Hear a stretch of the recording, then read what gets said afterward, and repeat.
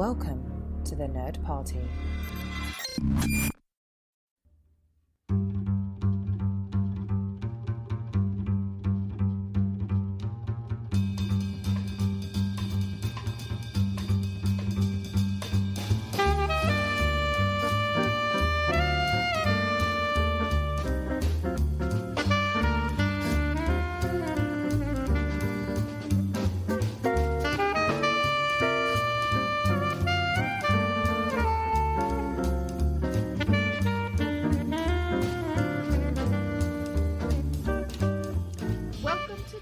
Space, a Doctor Who podcast.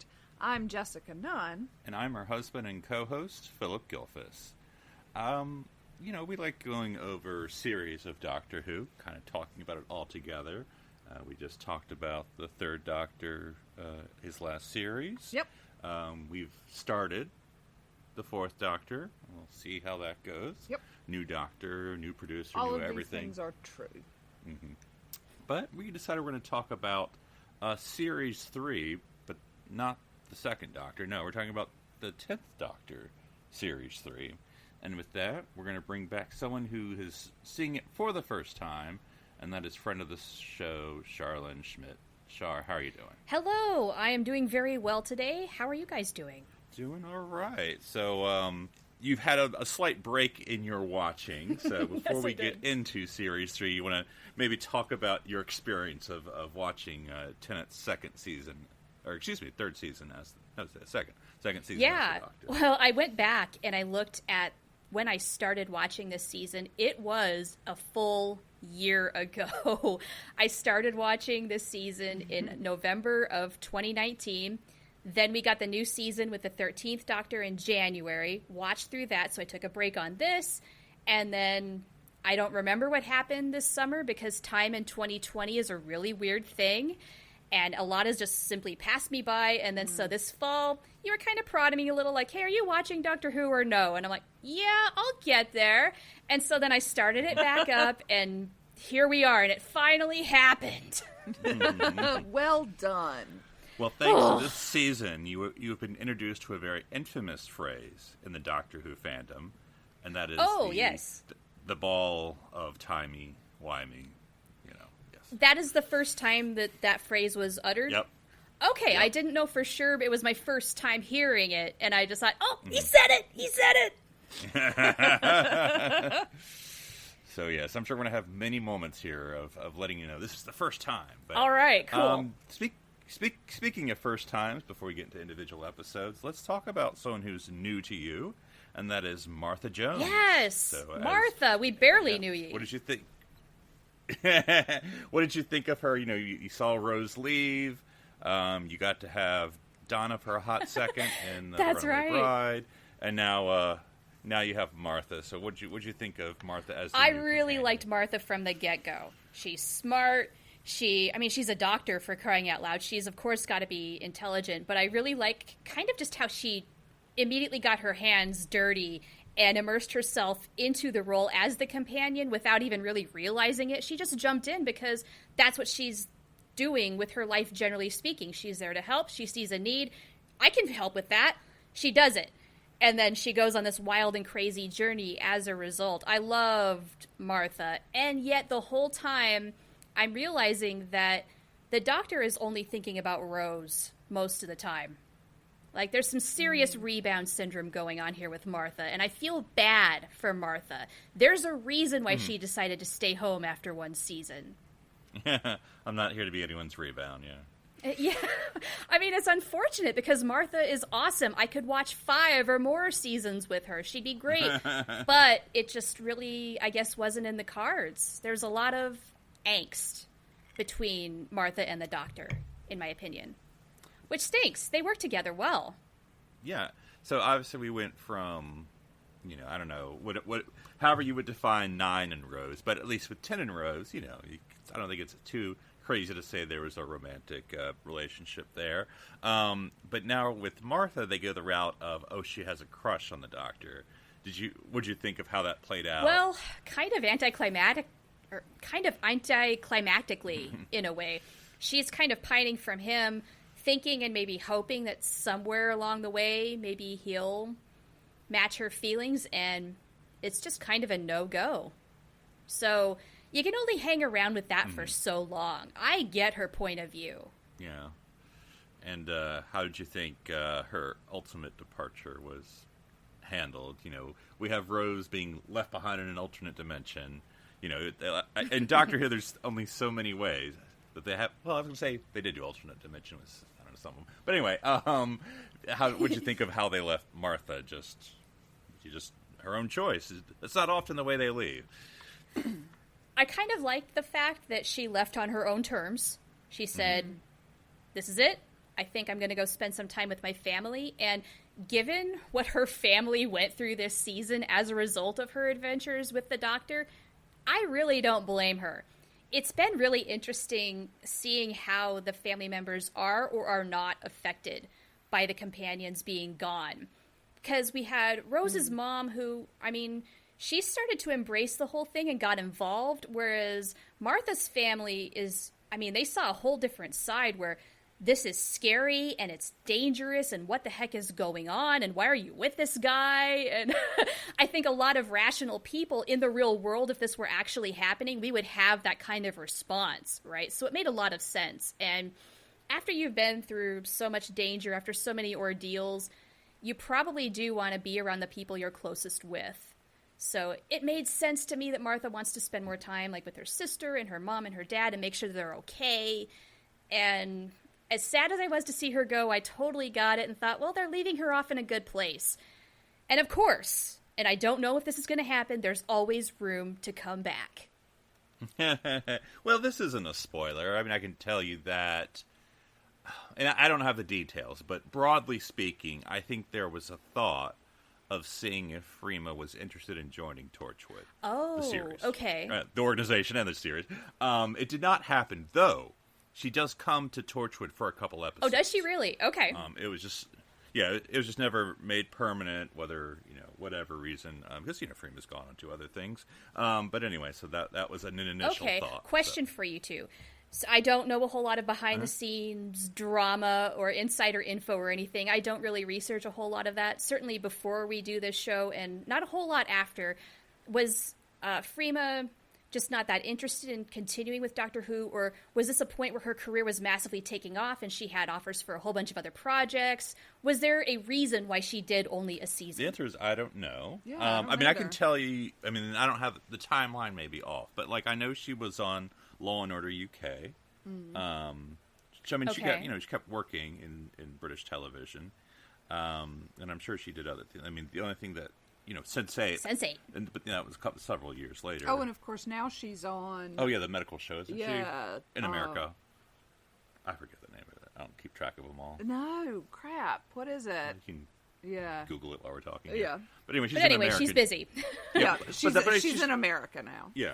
Oh, okay. That was a poor choice. But anyway, at least now. But anyway. Well, it is in 2020, that's for sure. Exactly. So I don't know. It's Richard, who we had on last week. We always talk to him about. That's always our question about, especially with Classic Who, but New Who as well. Why do people leave both in story and behind the scenes? Yeah. It's always interesting to tell. Because especially in New Who, there's more of a reason. Where in Classic Who, it's like, we fired you. That's how it works. But obviously, women. Because they're usually companions or women. Women have a little bit more power, have their own power these days. Yeah, darn right. But anyway, so yes. So and let's into broad topics. This is only your second season with David Tennant playing the titular role. So what are you now thinking of the 10th Doctor now that you've had another year with him? New Amsterdam is the show she's on now. I can't say I've heard of it, but all right. Medical dramas really aren't my thing. It's a doctor show. That's more me, not her. Anyway, as far as David Tennant goes, I can see that he's just totally in his element here. He's having so much fun. His fun is infectious. I mean, I love watching him. He is so freaking good no matter what he's doing. He's having a wicked good time. I'm having a wicked good time watching him. Mm-hmm.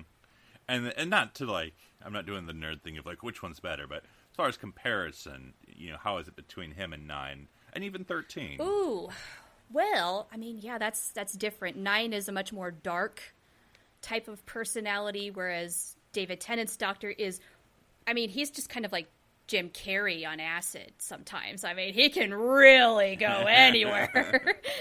But that said, he can still be serious sometimes. But I mean, I would say dramatically, he has a much more broad range where he goes for the laugh out loud funny to the dead serious, and he can do it in the blink of an eye. So I would say he's the most well-rounded Doctor of the 3 I've seen so far. Yeah, he to me, and I don't know what you think, Jessica, this is going to be like, may not even make sense. He's the most grounded. I don't mean figuratively. I mean literally. Like, he does the running, of course. They all do the running. But, lots of running. Compared to, I mean, I think Jodie moves around a lot. I mean, at least from the waist up. You haven't seen Matt Smith as 11. 11, he moves all the way around. He's constant motion. His physicality is exhausting sometimes. But 10 has this sort of centered thing of where he's just literally is where he's planted, where he's acting. And I don't know if that's just like a theater thing or something, but I think it does give him the way he works. But it's not, if you'll let me have a moment. Director moment. A little bit of a director moment. I think you're absolutely right. He is centered and he is grounded, but it's not a weight on him like I think it is with 9. Yeah. With 9, he's still got that same groundedness, but it's a weight. I think that's a great way to put it. And quite possibly very much a character choice, considering what we know about where 9 came from. Yeah, it makes a lot of sense, especially in retrospect, where that energy might be coming from. And so seeing that evolution is really interesting. And of course, I haven't seen the Doctors between David Tennant and Jodie Whittaker, so I don't know where the evolution goes from there. So I'm really curious, as I keep going, how that might influence Jodie's rendition of the Doctor. And then I can go back and watch her one more time and see how it all ties together. That's right. Well, it's not going to be that long till we have I don't even know what I know it's New Year's, but like every time I see it referenced, it's always like the festive special. It's like a very British way of saying the holiday special. They don't say the holiday Doctor Who special. It's always like the festive special. But they're definitely doing one? Yeah. Okay. Yeah, which I suspect, I mean, they have it 100%, but I mean, 90% is probably just going to be New Year's again. But we'll see. Cool. Who knows? Depends how things are in Britain. Yeah. They've just announced a second lockdown in Britain. Yeah, they're going to be. You're going to have the local constabulary kicking in doors during holidays to make sure there's not more than 10 people in there. Yeah. I wouldn't say Thanksgiving. Of course, they don't have that. So anyway, Also true. Moving on. All right, well, let's get into these individual episodes. We have them all listed on our notes here, listeners. We're not necessarily going to go through them all, 12 minutes each, but we'll see how fast each one goes. So first is, of course, Smith and Jones, or as we like to call it, the Judoon on the Moon. This was a good one. I enjoyed it. It was, I would say, a solid introduction to Martha, to get us a feel for both her, but also life in 2007. Because, hey, in 2020, it's been a little while. It took me right back to that age. It was a long time ago, and yet it wasn't. Mm-hmm. And so that was just kind of an interesting, kind of slice of life in that sense. That's primarily what I got out of it, was just learning about Martha, knowing immediately, okay, she's the next companion. She doesn't have the formal invite yet, but this is who it is. Yeah, because I thought they really gave her, the problem-solving scene to, she's not a moron, Right. Or not that Rose, I'm not saying, casting any shade anywhere, but to give her, okay, the whole, how can we breathe? And she's like, well, the windows aren't airtight, so it's not and it's this and that and the other. And he's like, yeah, that's right. And so, sort of him, the Doctor being impressed with her, sort of gives her character validity, so we can totally. Then go it sets the tone, too, for what the dynamic is going to be between these two characters, how they're going to work, and that sort of thing. And yeah, after coming off a long tenure, well, not even a long tenure, but a tenure with Rose, you are mentally prepared that this is going to be a different experience, and not in a bad way. Mm-hmm. Yeah. Well, just like David's the second Doctor, she's technically just the second companion of New Who. So, it's right. There you go. It's the first change. I mean, like I said, other than your Christmas special with Donna, so it's sort of like, the new Who's like, okay, well, what's next? We kind of got used to Rose, Yes. Here's a question. Everybody kind of fell in love with Rose Tyler by the time she was making her exit, right? So was there kind of a genuine or an overall feeling among the audience of, oh, we want Rose back? Sort of like how the Doctor was feeling for a lot of this season. At least that's how I kind of absorbed it. Yeah, I think you always have the... it's true with everything in life. I can do a million examples, but I think Doctor Who is often it, where, like, no matter how you feel about the current Doctor or companion, once they leave, you're like, I wish they would bring... That was my favorite. Yeah, it's like you're losing a friend. Why did she have to go? And the new kid replacing her. Who do they think they are? But then, as you said, like, I've got a friend of mine on Facebook who I can remember with Peter Capaldi's first season was like, he's terrible. He's the worst Doctor ever. He's awful. And by the time he was getting ready to leave, he was like, he's my favorite Doctor. Why is he So is that... is that the everybody has to constant cycle adjust. between new Doctors and new companions? Is we just don't trust them at first, and then after a while you become attached? Because I loved Martha right away.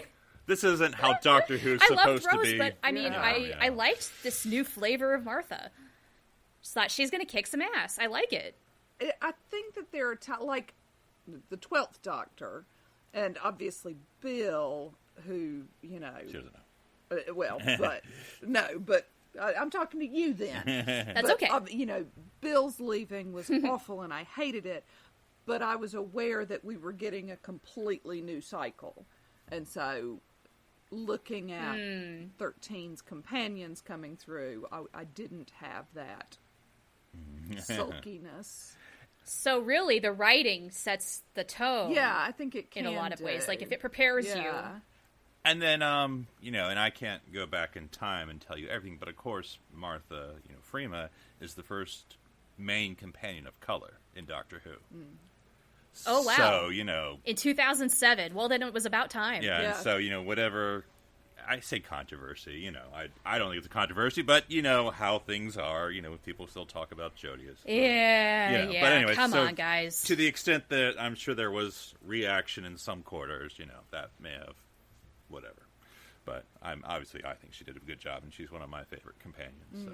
Yeah, I thought she did a fantastic job, and I do wish already that we would have more of her, and Martha. All right, but yeah, so that's the Jejune on the Moon. Next is the Shakespeare Code. Oh yeah, okay. Here's the funny thing is, as the season ramped up toward the end, and part of this is the fact that I watched it so long ago, this was a well done episode. It was fine, but it pales in comparison to the other bigger overarching things that they did with this season, so I had to refresh myself on what even happened in this episode. And I feel bad about it, just for the record, okay? But I remember, this season has seriously good production value across the board. It's very good. But I remember, every time they kind of do kind of the back in time stuff, the costuming is amazing, of course. And of course they do address in, like, with a couple of lines, like, hey, look, I'm a black woman in the 1500s here, 1600s. They're not going to react to me in the same way that they are in present day here. How's this going to go? They acknowledged it ever so subtly. I appreciated that they went there, and they weren't trying to throw it in our faces. Just here's a fact. Yeah, and I think it's something that is good to address, and I think for good and for ill, and obviously I'm not the person to talk about this, but for good or for ill, I think they handle it different ways, and I don't know which one's the right way because I'm trying to remember what they did here. There's been other Doctor companions of color where they just say, oh, just walk around like you own the place. Then there's others where they'll be like, of course there were people of color back then. History is nothing but whitewash, but so they handle it different ways in different ways. Because then, like, even with the 13th Doctor, with her companions, they've obviously had to deal with, like, Rosa, obviously that one. Oh, sure. That was a lot more... A little more blatant, obviously. Yeah. But, for a good reason. Bill punches somebody. Yeah. Yeah, so it is interesting to see how they handle that then. They've got a few different contexts. Whereas, like, here, it was just, like, it was a little bit, and then off we go. We're going to deal with that if we have to. And then kind of turns out they really kind of didn't. Mm-hmm. And I can't remember the guest actor who played Shakespeare, but I remember he did a good job. Yeah, he was fine. Yeah. I was excited because it was a Shakespeare episode, but I think I sort of agree with you, Char. It was like, because what I remember about it is, Shakespeare was in that. The Witches, yeah. The Globe. Oh, yeah. Love Labor's One. I guess they were playing with the Lost play. I don't know. You know better than me. Yeah. And then we get, I believe, I can't remember, because you remember, is this the first running joke with Elizabeth I, or have they said it again? Like, the running joke in New Who is the Doctor and Elizabeth I. Boy. I am by no means an expert. It's 50-50 in my book. It might have been the first one. If there was one prior, I might have missed it. Yeah. Just know that's going to be the running joke for a while about the Doctor being involved with Elizabeth I. Yeah, this was a good, solid episode, but being that it's a standalone, it's not a throwaway, but it does kind of, like, I had to think about it. The line I always remember from this episode, I don't even remember the exact line, is like where Shakespeare's flirting with Martha, and then he looks at the Doctor and says, "Oh, you too, Doctor," and the Doctor's like, "There's like 12 scholars punching their fist in the arm in the air right now." Anyway. Yeah, that was a cool moment. All right. Well, moving on to an episode that always has a special place in my heart, even if it isn't necessarily like a big episode, and that's Kitties! Gridlock. Yes, Brannigan. Okay, I mean, if there's anything to take away from this episode, right, it's the kittens. Hello. That's the best part. It's an interesting concept. These people in their vehicles for years at a time in New York. I lost count. Yeah, I mean, they make LA traffic look like child's play. Why does anybody do this? Something is really messed up. It's a heck of a concept, completely not believable, but it's fun to watch. Mm-hmm. Yeah, I don't know if any list of Doctor Who episodes. I mean, again, I hope this would make my list because it's like it's not a big episode, but it's just a great episode. Like it's one I would always want to put in to watch. Like it's fun. My favorite episode, my favorite episode of Doctor Who, which you haven't seen yet, is somewhat depressing and happy. Vincent. But anyway, Gridlock is just fun because you have that whole like let's make a deal. From the game show, where you just have every car is a different theme, different, and I mean, I just love. I mean, like I think Martha drives the train with her for the storyline because, like, I almost barely remember the Doctor storyline with the nurse and Face the Bow and all that. That was like really just Martha in the car. And then with the different people, and she's running around, and like that's the fun part. Yeah, no, I think you're right. I think she is taking charge here, whereas the Doctor's on his own little side quest. He is in the quote-unquote back seat, if you will. Mm-hmm. Yes, yeah. It's like Brannigan's talking to the couple, like the sisters, whatever. You know very well that we're married. Whoa, it's so shocking. Yeah, this is a fun one. I enjoyed it. It is a standalone. It's again, it kind of pales the further you go in the season, and yet I can't forget the kittens, so it's got that going for sure. And then, of course, we have the seeming death of the Face of Bow. Yeah. Who says some closing words to the Doctor. Yeah, I have in my notes, the Doctor is not alone, ? Yep, you are not alone. Yes, what does that mean? Dun, dun, dun. Got my attention. Yep, and then I guess this is, in some ways, and I'm sure this is wrong as soon as I say it, but this is the first sequel episode of New Who. Like, in other words, to another New Who episode. I mean, I'm not saying it like a 2-part or 3-part, like, because this is a sequel to New Earth from last year, because he takes Martha to the same planet as Rose, talking of rebound. Let's do all the greatest hits like, this is all over again. Speaking of which, that takes us right into the next episode, right? Like, we're going to go visit the Daleks. But I do like the end of this episode where Martha sits him down and forces him to be like, look, if I'm going to travel with you, you got to tell me what's up. Yeah. And then I think that's where to me, that's one of Ten's scenes of being the last of the Time Lords, like the way he talks about Gallifrey in the past. And, Yeah, and actually, you know what? That kind of helped me connect the dots a little bit with the 13th Doctor, where she, too, has been a little reluctant to talk about her past. She doesn't want to give away too much, and I did not understand that, having not watched any other Doctor Who at that point. Why are you being so secretive? Why wouldn't you be just a little more forthcoming? Because these folks have proven their loyalty to you. You ought to prove that you are as loyal to them. And by doing so, you need to share of yourself. I mean, that's kind of a part of the process. And yeah, okay, I get it. It's painful, but let's talk. Let's have some moments of truth. And there's just this constant reluctance throughout, isn't there? Mm. All right. Well, as you say, we're going to move on to what generally does not pop up as my favorite, but that's just my opinion. And that's the two-parter. I'm going to put them together here. Daleks in Manhattan and Evolution of the Daleks. What'd you think of Depression era? Okay, so this isn't your favorite either. Okay. May I ask why? I think it's, the Daleks, Jessica and I always talk about them using the Daleks. I'm glad they're trying new things. I guess I shouldn't complain about that. What if we made the Daleks hybrids? And I'm like, okay, it doesn't work, but I guess I'm glad you tried. I mean, it looks kind of silly to me, and I don't know, it just wasn't the pigment. There's just a lot of things that, pigment. I guess it's supposed to be dramatic, but it's kind of just silly in ways, I have that in my notes. The pig people look silly. And that's not an insult to whether that was a makeup or mask or what have you. It's just, they're pigs. So it looks comical, and I'm trying to take it seriously, but I can't. And Jessica, what is your thought on going to the Daleks again, in your opinion? I am never a huge fan of the Daleks, simply because... Oh, you're not? I am not, because there's no redemption. I really like the monsters that, they're actually just trying to get back the land that was stolen from them, or, they're just misunderstood, we're not communicating with them well. I prefer that there's nothing redemptive about the Daleks, and so I don't particularly enjoy them. And there's nothing unique. Yeah. Like, you think about Strax.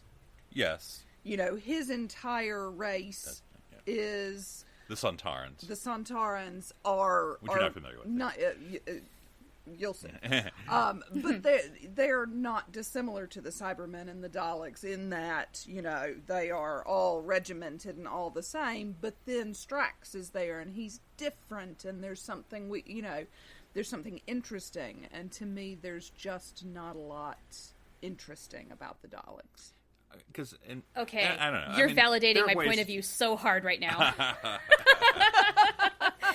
Because here's how I feel about the Daleks. I didn't know if this was going to be an unpopular opinion or not, and I'm going to put it out there no matter what. It's that, why do we have to go to the Dalek well again? I kind of feel like, in the time that I've watched Doctor Who, this feels like they don't need to be doing this. The Daleks, I agree. What is the motive?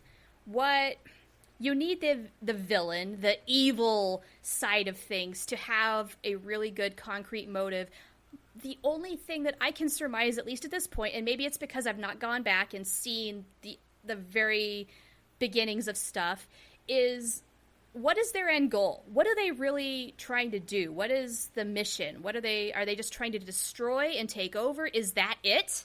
Them and the Cybermen? Okay, I'm tired. Yeah.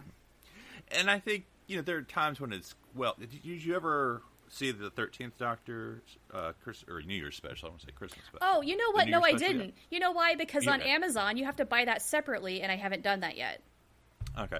That's, I guess it's a spoiler. It's a Dalek one. That's okay, you can spoil me. I think that's good, though. It's like, you tell me, you watch it and you tell me what you think. But I think that's a good use of the Dalek. Because, for instance, in what you've seen so far, so, Dalek, the episode Dalek, with the Ninth Doctor, I think is good, because...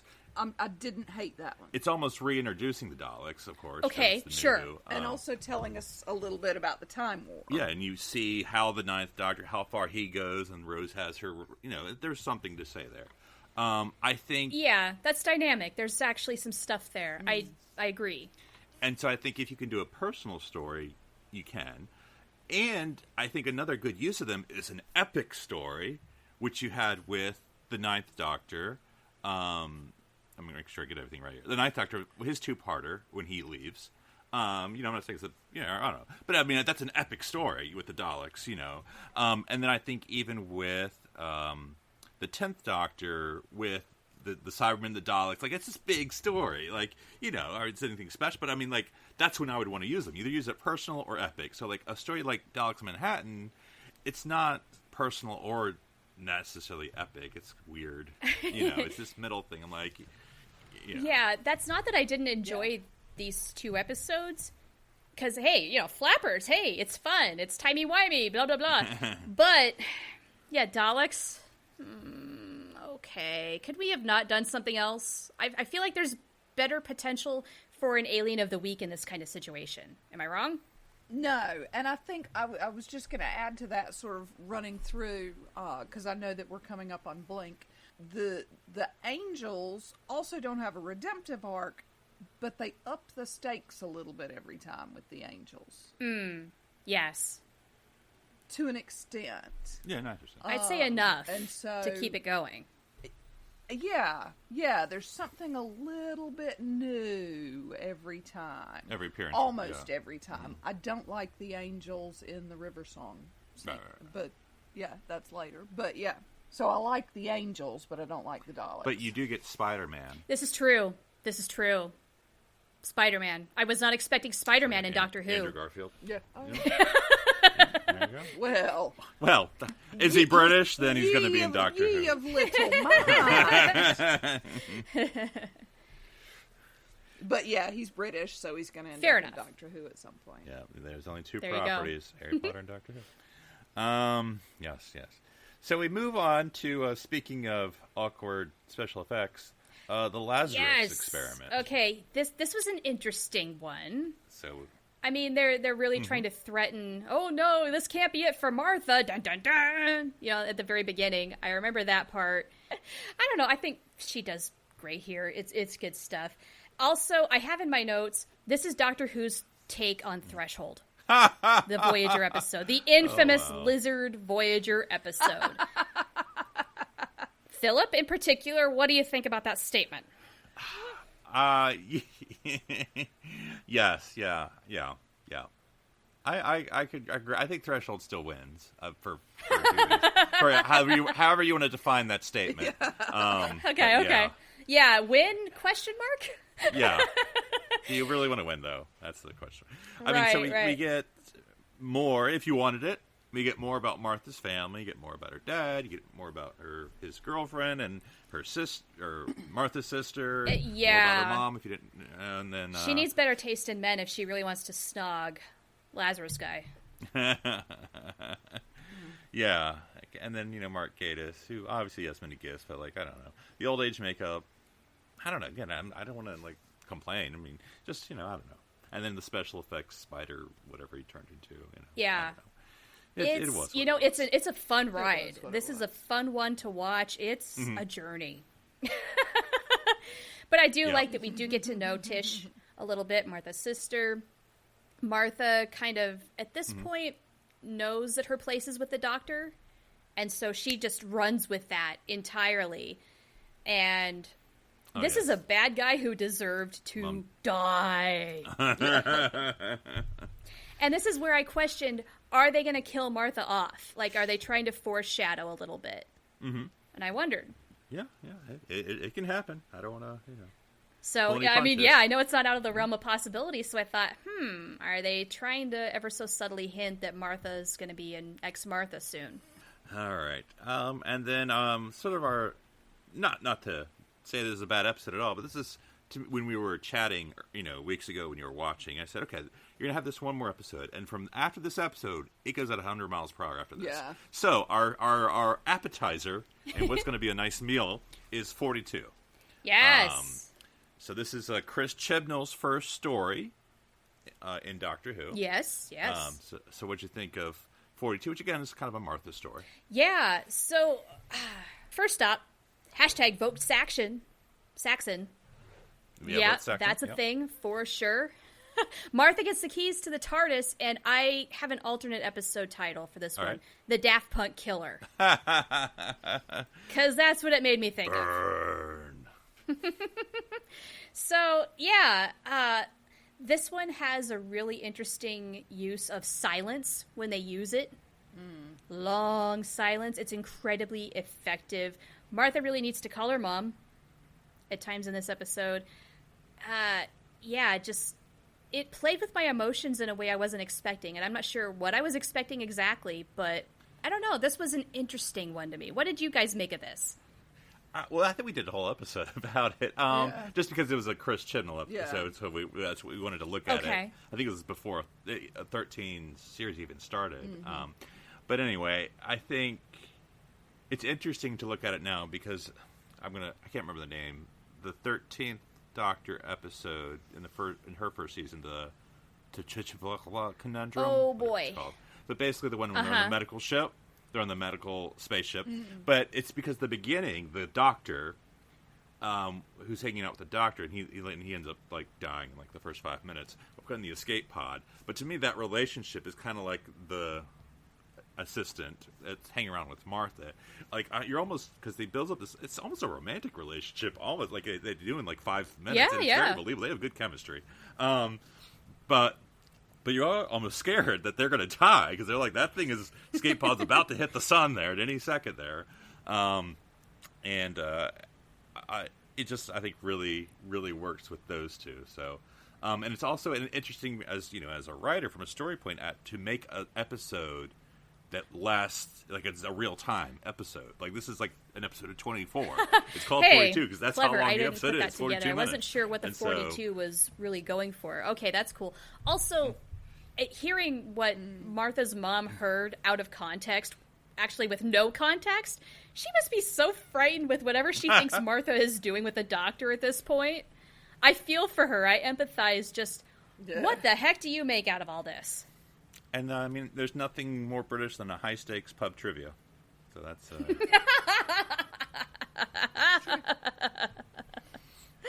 Love it. Love it. All right. Well, moving on. So this is where it's going to start here. Human nature, here we go. The family of blood. Oh, yeah. Yes. Aliens. It was aliens. Cue up the meme. So... that's the first thing in my notes. The introduction of John Smith. Yeah. Yeah. Interesting fellow. Now, this is...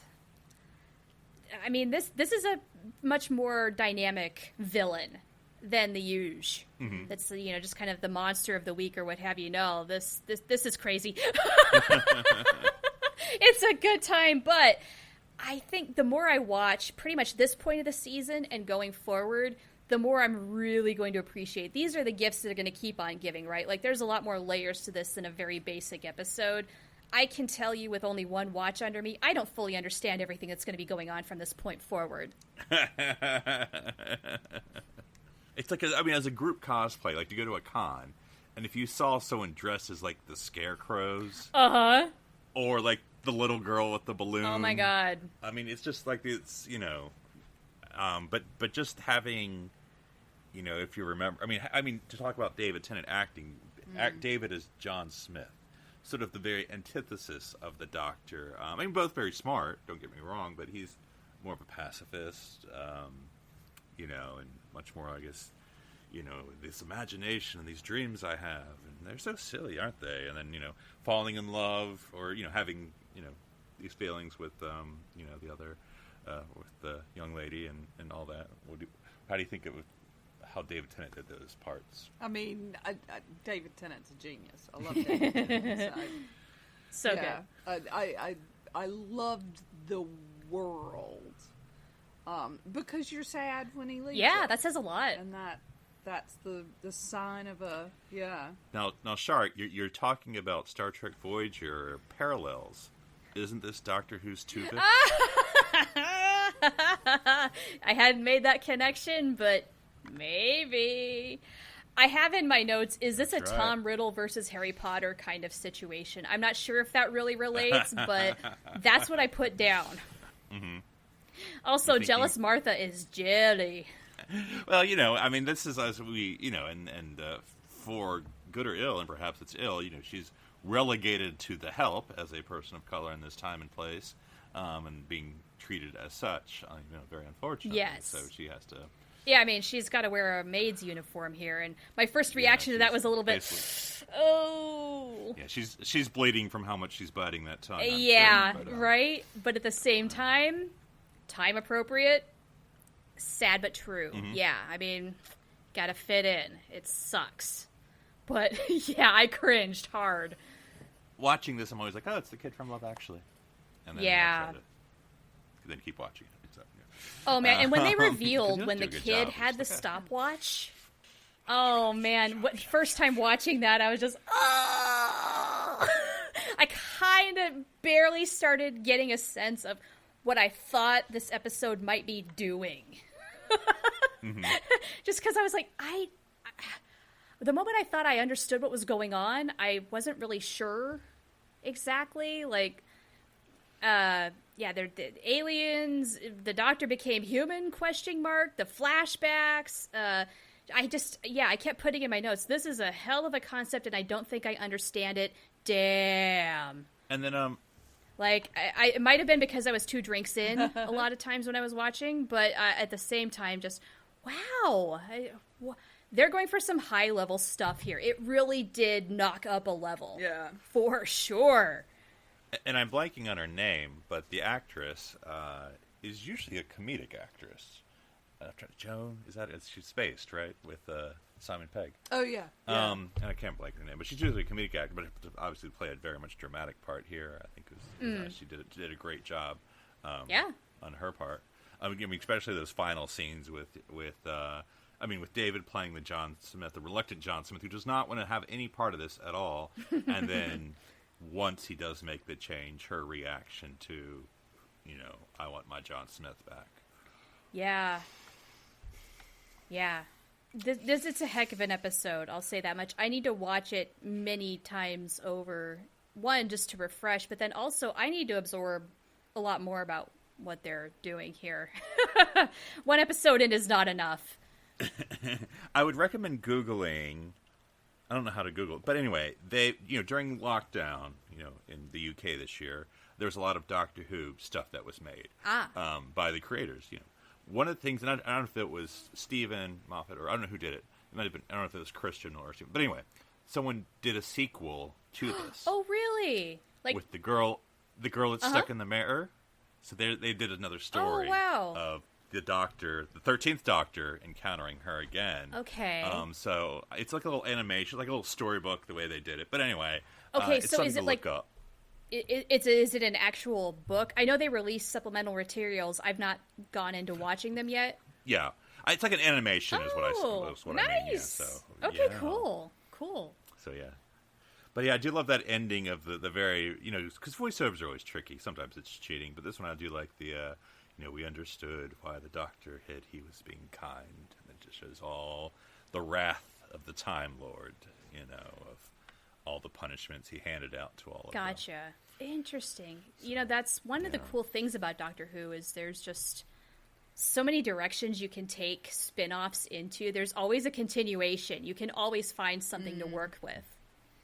That's pretty cool. And then, of course, oh boy. Take it away. Oh my gosh, this really was amazing. Yeah, I was told this was one of the very best episodes of Doctor Who ever. It did not disappoint. And it's not just because we got the timey-wimey line either. Yes, of course that was great, but as far as concept goes, wow, this is about as good as it frickin' gets. Right? Oh, man. Yeah, I'm going to watch the crap out of this episode. It's so good. And so I love scary. I mean, this is, everybody talks about, Doctor Who, and you'd watch it from behind the sofa, and this was scary. The angels frightened me. Oh, I mean, it feels like a horror show, for sure. Yeah. Yeah, absolutely. I mean, it played with all of my emotions, I think. I had moments of confusion. I had moments of downright, are they joking? Oh no, they're being downright serious here, to the wibbly-wobbly, timely-wimey, blah, blah, blah. to, oh, we're just working at a shop. Dum-da-dum-da-dum-da-dum. I mean, we went everywhere in the span of an episode. That's the mark of good quality TV. Mm-hmm. Yeah. Yeah. What are your thoughts about the Doctor and Martha both being very peripheral? Yeah, because I believe they're basically were David and Freeman were doing the next, the saga that's about to come here. We're doing all the filming for that. So they basically were like, what's an episode we cannot have them in, so. Oh my God. Yeah. I mean, it was definitely different, right? But I don't know. In the time while I watched it, here's a weird comment. I barely noticed. I was so involved in what was going on, I didn't care. But it's still so Doctor Who. Yes! There's never a question throughout the entire thing, I think, that it's still just so Doctor Who. Yeah, it never and took me out of it. Amazing. Never. There was just enough of it to string me along. I didn't even think about that once, you guys. Yeah, this might Martha appears for like 30 seconds at the very end. So it was production that actually, like, were they planning this? And that's just sort of, wow. Yeah, because I think, because the next 3 episodes is the finale. That's 3 episodes. And so I think they wanted them to have to do, obviously they had a lot of work to do, but yeah, I mean, you do parallel production. Oh my gosh. They don't have to worry about David and Freema being on the call. Oh my gosh. So that's sort of how this episode came to be then. That's wow. And then they came up with this? Jeez. Now, and this is all... Wow. You're right? And now this, of course, is a Stephen Moffat pinned story. So, of course, I'm not surprised. Be the next showrunner eventually in your watch. So, and it's funny. There was an interview I read between Russell and Stephen together, and one of the things that Stephen, I think, asked, or it's weird because he's often told this is people's favorite episode of Doctor Who, which is weird, weird for him because he wrote it, but he was also the showrunner for several years after this. So he's like, I don't know how to take that because he's like, well, Russell, it was your show. I wrote it. Look, man, it's a big universe. This is the best episode. People always say it shows that the pinnacle. Yeah, I mean, I've not even seen the completion of all of their work, and I can say that they're very good at what they do. So I would take it as a compliment and just run with that. Yeah. No, I think if there's any Doctor Who T-shirt, there's one that has the angels have the blue box. Ooh. It's always just a quote to have. Yeah. Nice. Yeah. And the angels will reappear, but not with the intensity that the Daleks do. Okay. Are they? Yeah, they're going to the angel. Are they kind of like a Captain Jack but they once come a back season? every now and then. Maybe a little bit. A little less, but yes. Okay. Yes. I'm okay with that. Well, and like I say, every time there's something a little bit new. I can go with that. With the Weeping, and I mean, this is something you know already probably, but this is the Weeping Angels. This is their first episode, so like almost every villain you've ever seen up to this point is a classic villain. Cybermen, Daleks, the Judoon that was their first episode, but I mean they're always a peripheral kind of villain, So yeah, but this is the first new Who restarted, original monster who is. Wow. Entered the pantheon. Well, I mean, they knocked it out of the park with this one. It really was good. It's got everything. It's got all the emotion. It's got a really interesting kind of world-building story. And yet, I mean, we barely see any of our main characters. Terribly interesting. But it is. And it's clever. Yeah. The setup of the video being there for so many years. Yeah. Found footage. Yeah. I just think that's so clever. And I think picking something that's normal or that's all around you as the scary monster and turning that into whatever. So it's I know not a lot of people are going anywhere these days, but once you walk around, you'll see. Well, yeah, that would require stepping out of the house, and All right, so then we enter all right, the end Utopia. Here. The Sound of Drums and Last of the Time Lords, a 3-parter here. So let's start with Captain Jack. Hello. the return of I Captain love Captain Jack. I'm always happy to see Captain Jack. I have nothing but love for Captain Jack. I have somewhere in my nose, WTF, Captain Jack, and this is all in all caps, don't you dare pull a Spock. I don't remember exactly what I was referring to with that, but it's there.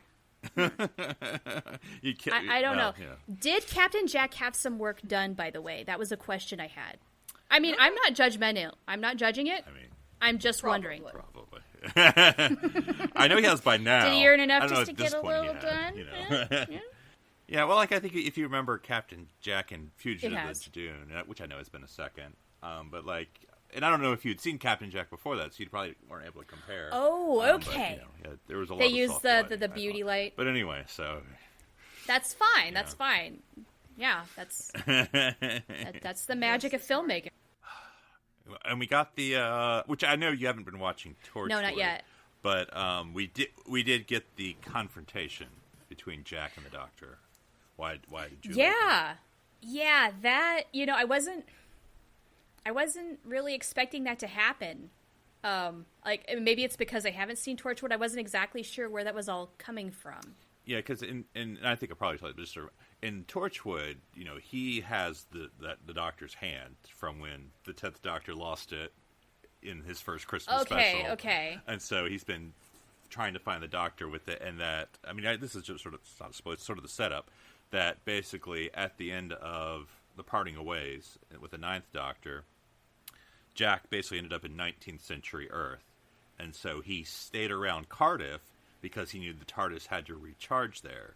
And so that's why he ended up joining the Torchwood organization, because they recruited him. And so he's like, well, I got nowhere else to go, so I'll just stick here for 100+ years until the Doctor shows up again. So Okay. All right, yeah, I was missing that, so I wasn't sure what the heck that was about. I love the line, though, where the Doctor says, I was a different man back then. Like, literally, he was. That was such a great line. Like, he has it throughout this season sprinkled in just these little incredible lines like that. Just, I think there was one in Daleks Take Manhattan where I think it was one of the flapper girl. She's like, just who are you anyway? Something like that. And I'm like, oh, they did the thing, didn't they?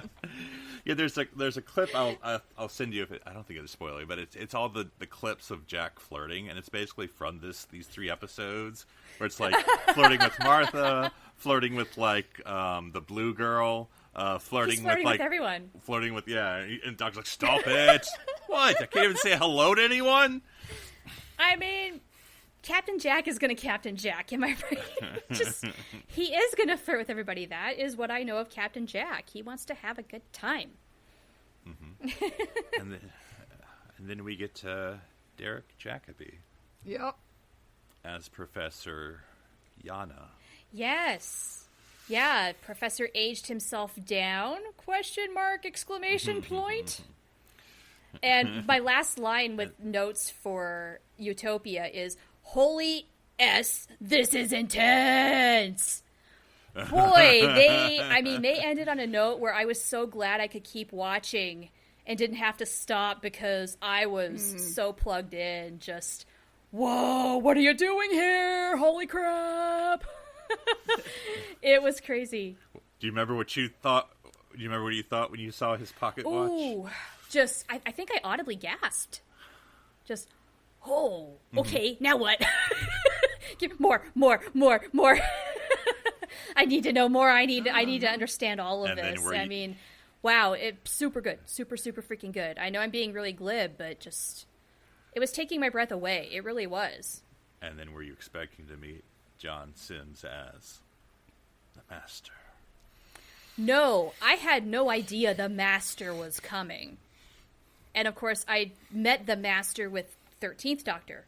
Yeah. Mm-hmm. So, we're going back and seeing... This is the first incarnation, correct? No. Well, no, not at all. It's the first new incarnation. Yeah, there's not going to give you, the whole 5 second. But anyway, so, the third Doctor, it was the first time we met the Master. Now, do you want to say in canon that they, blah, blah, blah. The first time we met the Master was in the third Doctor. Oh, okay, so, this goes... 1970, whatever. Way back. Yeah. Yeah, and he was here for the Master episodes with the Third Doctor. It gets a little bit tedious. Yeah, they go to that well a lot. Okay. A lot. Not that he's bad character. They just use him a lot. He's the Dalek of the Masters. Okay. So they go to this well a lot, right? Oh. They do. That's kind of disappointing. Then there's... Yeah. But this is the first time you see him in the Second Doctor, or in the New Who. But once again, when you see him again, when the Master reappears, every time it's something a little new. Yeah, okay. I mean, even between the two incarnations I know of, they are quite different. Oh, you don't know anything. That's fair. That's entirely fair. You know nothing, Jon Snow. Well, what do you think of John Sims as the Master? You get at least 2 full episodes with him. Man, okay, again, I'm going to Jim Carrey references, but man, this guy, his energy exhausts me just watching him. Mm-hmm. Yeah. But he's so good. I mean, I think I prefer, in terms of just watchability, this guy, just because he crazy. Yeah. I don't know what he's going to do, whereas this other guy I watched with the 13th Doctor, he's just this massive gaslighting loose cannon. This guy, I kind of felt like as a villain was a little more solid, a little more fun to watch as a result, and I would dare say a little scarier, which... I mean, that might not be fair to say because we don't know how things resolve just yet with the storyline we left off on with 13. But here, I am genuinely wondering, wow, where do they go from here with this guy? I mean, the Doctor has met his match. Yeah, and I think you're right, without a doubt, in between those two Masters. But I think that we will get some, as you continue... you will get some understanding of why the 13th Doctor's Master is why he's like he is. Okay, that's good to know, because, I mean, I guess here I see that the stakes are higher, where, like, he's kidnapping people, there's systematic killings. I mean, this is just downright terror, if you ask me. Yeah. No, yeah, I was just trying to think of it all together there. Yeah, it's with the John Sims Master, with the whole paradox and the aging the Doctor and enslaving the people. Now, what do you think of the the parallelism which you've sort of brought up? The Doctor, the Master, and of course now the Master has his companion. Now it's his wife, but he has his own companion, Lucy Saxon. So how do you sort of think of like how they do the parallels there? It is an interesting parallel. I mean, Lucy, I don't know what to make of her. I don't know if she really does support him or not. Like, I feel like it can go either way, but at the same time, the moment you think maybe she'll betray him, she won't. And then so she does.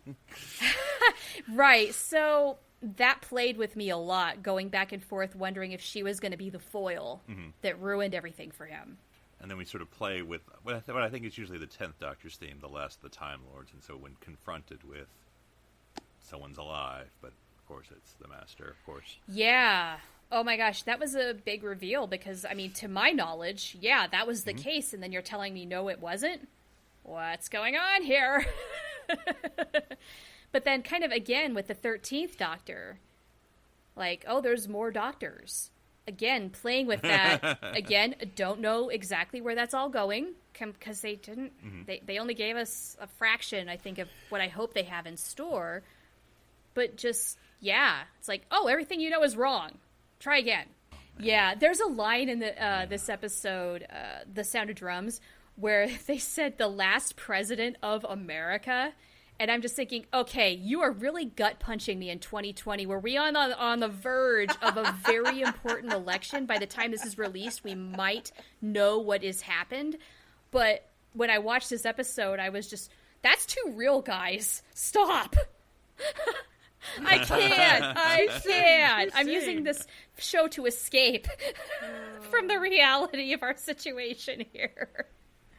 Oh, my gosh. And Indeed. Okay, I think one of the most heartbreaking things is when the TARDIS was kind of turned into this paradox machine and everything's converging. I was just, Don't you dare mess with the TARDIS. I was ready to break down doors and do whatever I needed to do here. Yeah, man, I don't know, that messed with my head really hard. And to me, it was really creepy. I don't know, like scary, just like literally creepy how they use the future people to be like these alien. I mean, they're human, but these alien little UFO killy things. And I was like, oh god, yeah, that's creepy. It was creepy. I agree. It screwed with me. I mean, honestly, the end of this season really screwed with me. It was kind of just like a mind bleep. Every time I turned on an episode of Doctor Who, I was enthralled, frightened, entertained, provoked in thought, all at once.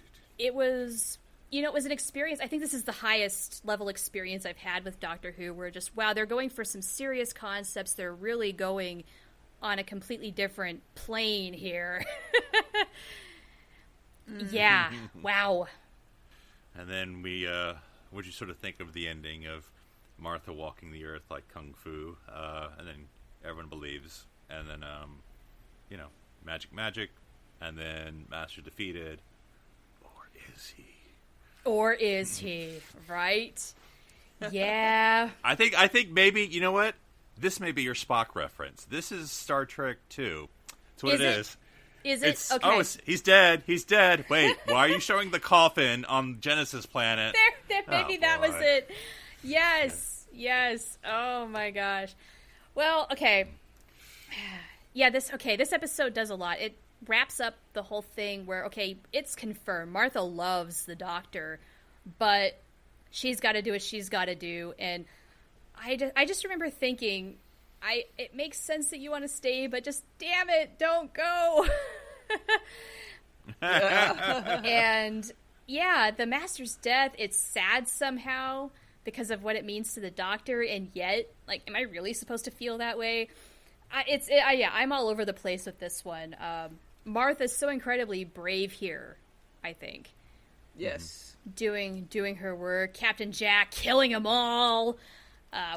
Archangel. I have in my notes here, faith wins, hope wins, always. And I think that's kind of what kept me, that was sort of what I kept thinking throughout this episode, where they are going to put us in a good place because this was a season ender, aside from the special that comes up. So I just thought, okay, I'm going to let it do its work here. Let me see how this all ties up. All in all, pretty freaking good. I don't know if you could really improve upon it. Mm-hmm. It's good stuff. You're leaving enough loose ends to keep going, but at the same time, I'm not left wanting so much more that it feels empty. Like, there is some resolution here, but I'm still sad about Martha. I know I've said that about 5 times. I don't care. I miss 100% Martha. 100% true. Yep, absolutely. We will validate that. All right. Well.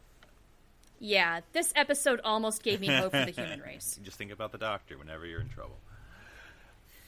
That's right. So as I suppose maybe I've leaned you or guided you the wrong way. I guess technically speaking, the Christmas special is the start of the next season. Because when I was looking up the series to go up the episodes, they actually started with Runaway Bride. I'm like, oh, well, that's silly. But anyway, I know you watched it, so let's talk about it. Let's talk about Kylie.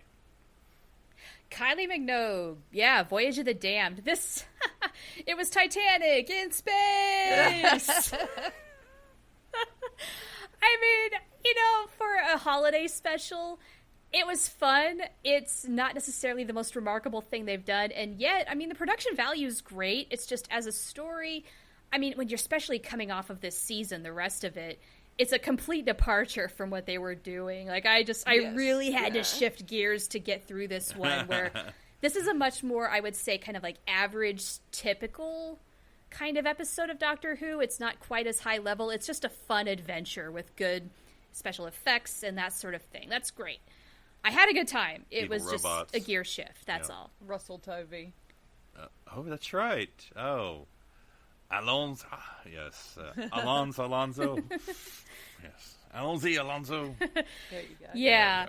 So I have a question about this. With Kylie Minogue, what was the general reaction to that? Like, was it a Billie Piper type of reaction where, oh, they're going to bring another singer to try to act?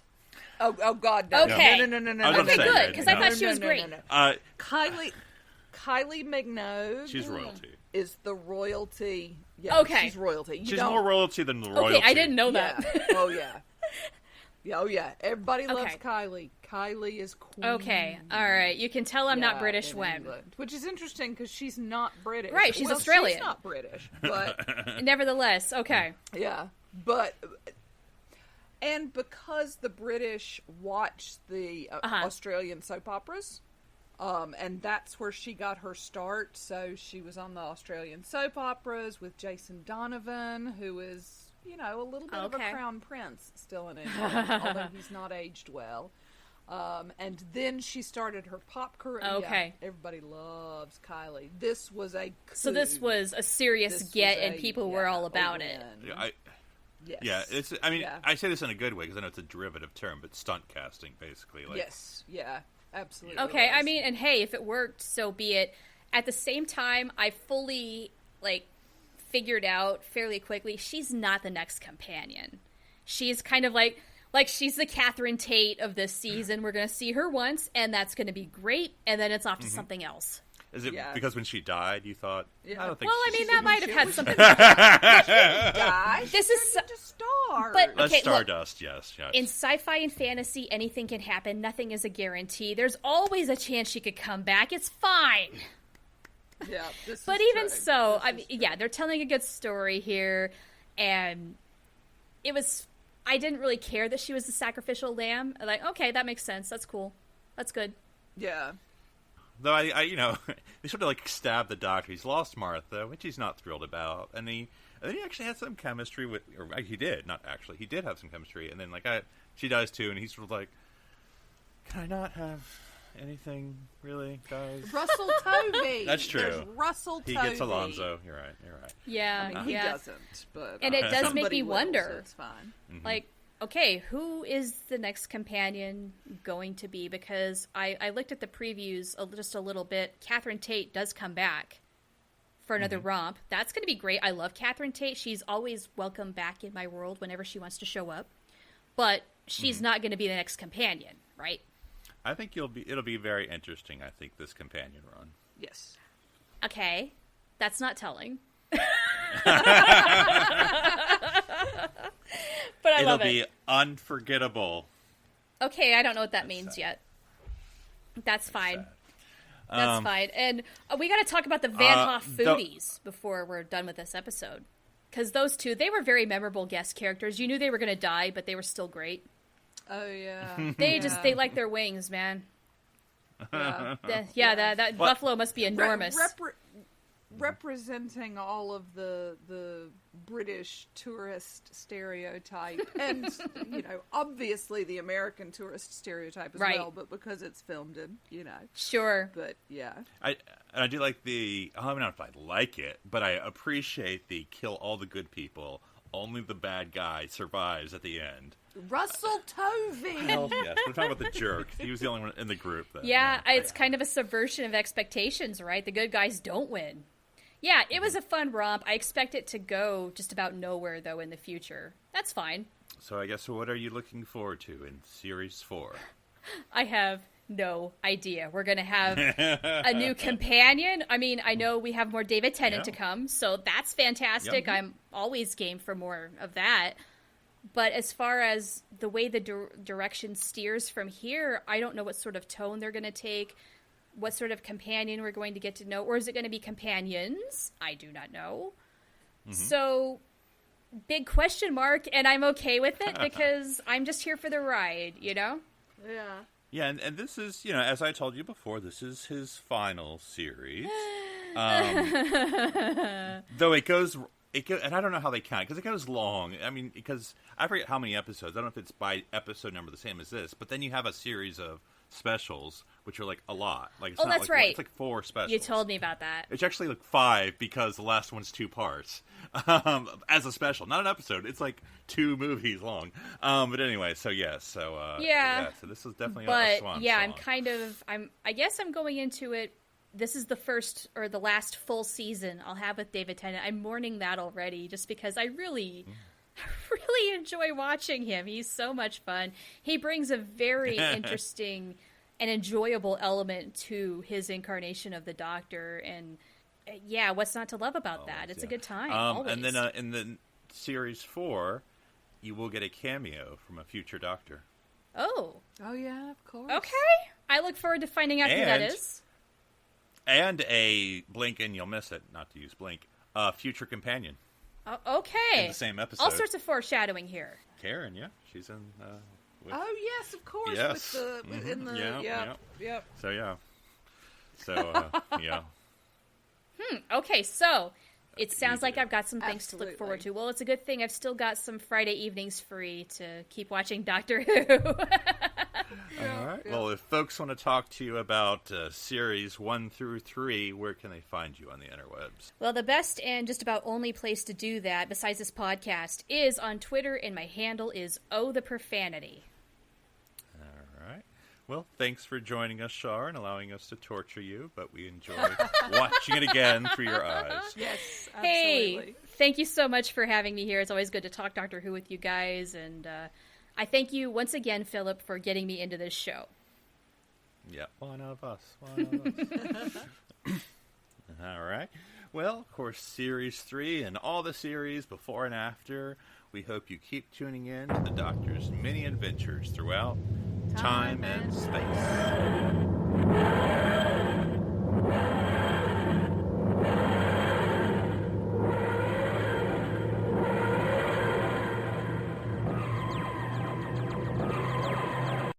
This is BBC Television.